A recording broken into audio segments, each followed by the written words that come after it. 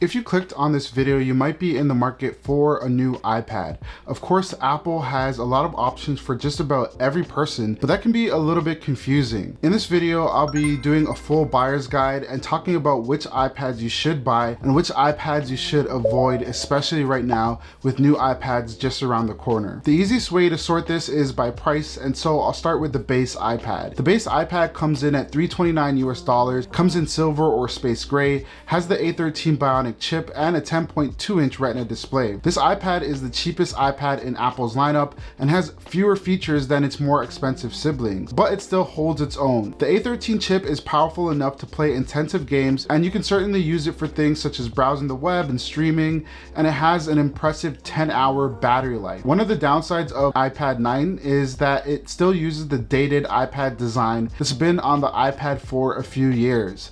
Apple has been moving away from that design in favor of the more modern design language found on its newer products, such as the iPhone 13, the iPad Pro, the iPad Air, and the iPad Mini, every other iPad. The iPad 9 also does not come with any killer features like Face ID, USB-C, or a 120Hz display, but why would it? It only costs $329. And while I don't use it for my needs, especially without USB-C, there are plenty of people who can. So let's talk about who this base iPad is for. The base model iPad is good for students that do not need any of the extra bells and whistles and just need a device to take notes, study, do readings, and do more student tasks. The iPad 9 is also great for those who want a device for streaming, online shopping, or Zoom meetings for work. Also, parents, I'm talking to you right now. This is the iPad for your small children. Do not buy them an iPad Pro.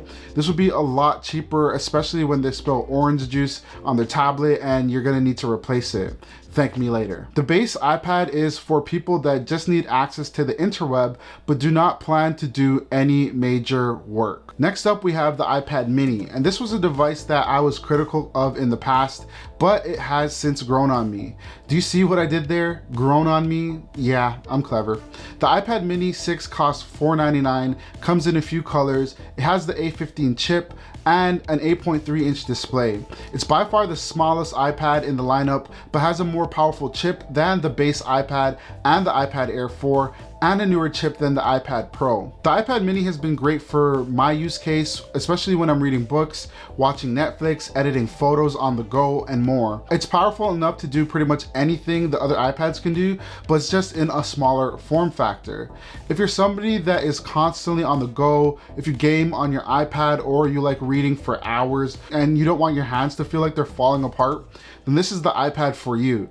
It's also a great iPad for students and professionals that need a device with them at all times, but can't be bothered to bring an extra bag or knapsack or carrying case. The iPad Mini is not for those that require extra screen real estate like photographers, digital artists, or video creators. It can be small for those that need a full screen when consuming content. And also, it's quite expensive compared to the base iPad 9, so I wouldn't recommend it if you're on a budget. If you're still watching at this point, I just want to say thank you. You're doing well so far. We're almost done. And if you want to support the channel, please consider subscribing. I make high quality tech content and I make sure to give back by doing monthly giveaways. So drop a comment below with the word subscribed if you click subscribe, and it'll make my day. Let's talk about the iPad Air 4. Funny enough, I made a video about why you shouldn't buy the iPad Air 4 in 2020, and I believe that I'm still sticking to my guns here in 2022, but not for the same reasons.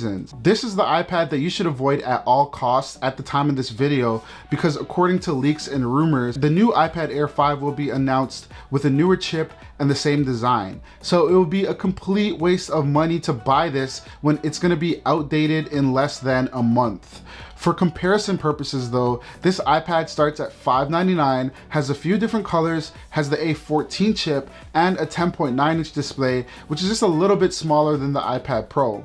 It can also fit the Magic Keyboard if you want one, and honestly can pass as an iPad Pro if you wanted to.